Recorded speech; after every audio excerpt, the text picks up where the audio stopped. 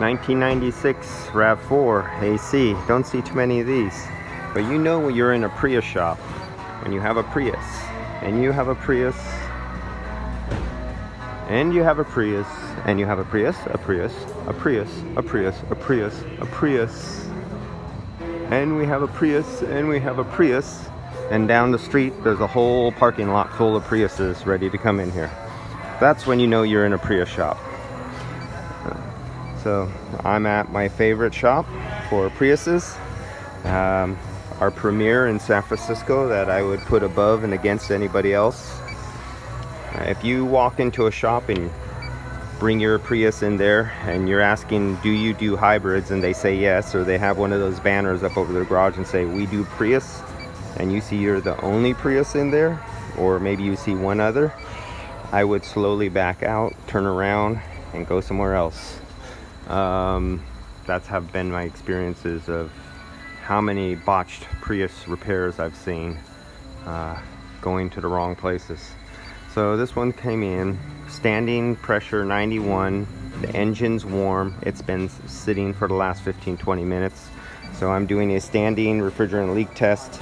So if it's been sitting, there's no breeze, it gives any chance to look for leaks, because the leaks will saturate around areas, hopefully. And right now I'm checking the compressor shaft seal down at the clutch.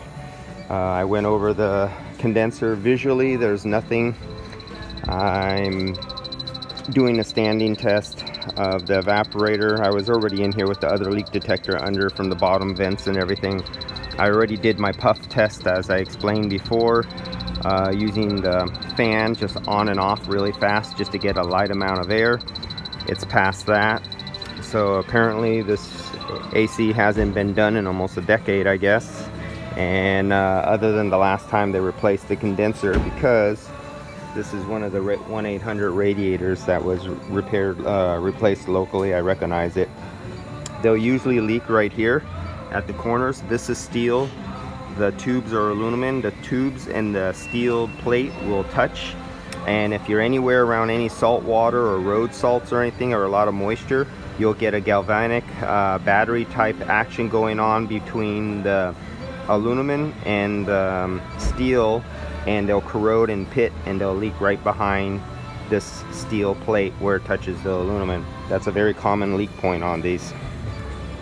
So it looks like this is going to be a suck, blow, and go, unless I find anything else. We'll see what I find. That's it. Oh yeah, well, the leak refrigerant identifier already turned off. It was 100% refrigerant in here, only 1%, 1.8% air, so not too bad. See you guys.